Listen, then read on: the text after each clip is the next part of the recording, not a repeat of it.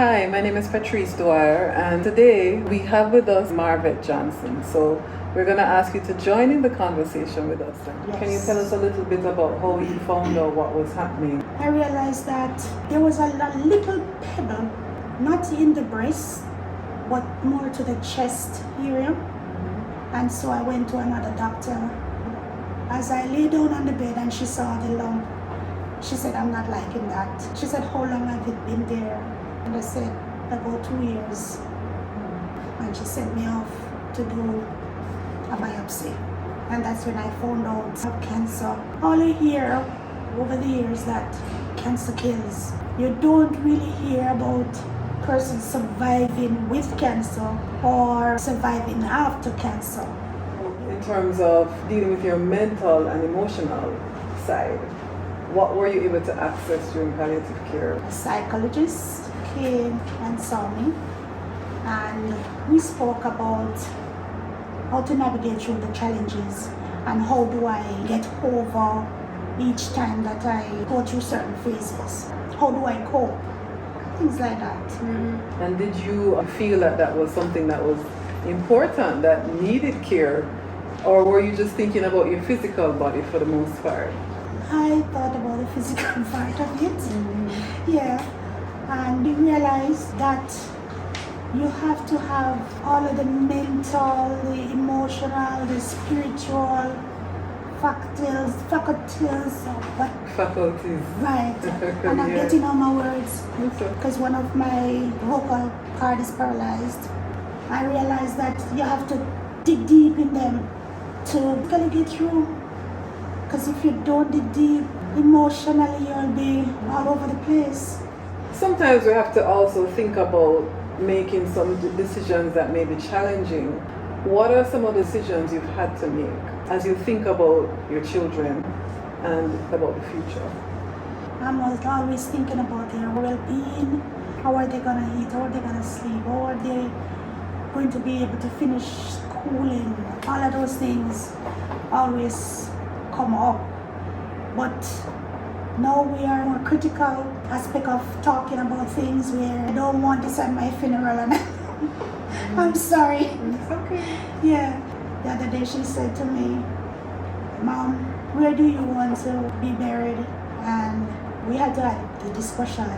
And the thing about it, I am happy that they are accepting.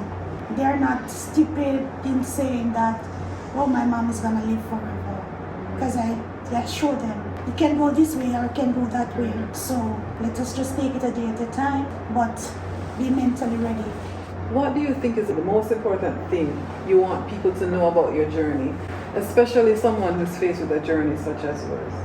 A journey such as mine, never give up. Never lose sight of hope. There is always hope. There are days when it feels hopeless and you want to cry.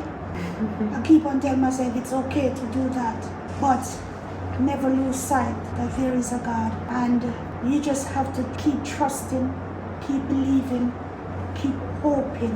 Some persons won't understand, but if you just take it a day at a time, a step at a time, it will be worth it. People say breast cancer survivor. That's a term that we hear all the time. Do you feel that that accurately describes your experience? No. How would you describe yourself? I think I'm a conqueror. I always tell people it's just going out and conquering. Survival, it's when you get over something and that's the end of it. But for most persons, they don't get over it. And so we survive for 2 years or 5 years, and then it hits hard and it takes you out and you have to live with it.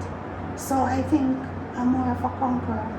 October coming is Breast Cancer Awareness Month. Do you feel like the focus of the month leaves space for someone who is not in the mode of survivorship but who is living with cancer? Do you feel like there's a space for you?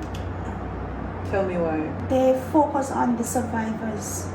They don't focus on the persons who have lost their loved ones and the ones who are still living with the disease itself. I really don't feel like a survivor. you more feel like you're just conquering Each step along the way. Yeah. What would you like to see happen in the month of October to include persons like yourself?